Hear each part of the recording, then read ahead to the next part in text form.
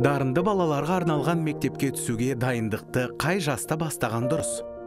НИШ, БИЛ және РФМШ мектептері балаларды 7-ші сыныптан бастап оқыта бастайды.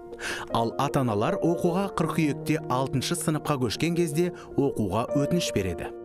Қабылдау емтихандарына 6-7 ай қалғанда сауатты дайындалуға бұл уақыт жеткіліксіз. Ата-аналардың 80%-ы бұл қателікті жасайды.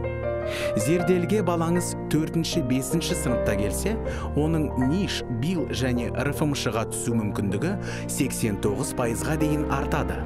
Оқушыны дұрыс дайындау бойынша кеңес алу үшін подробнее батырмасын басыңыз.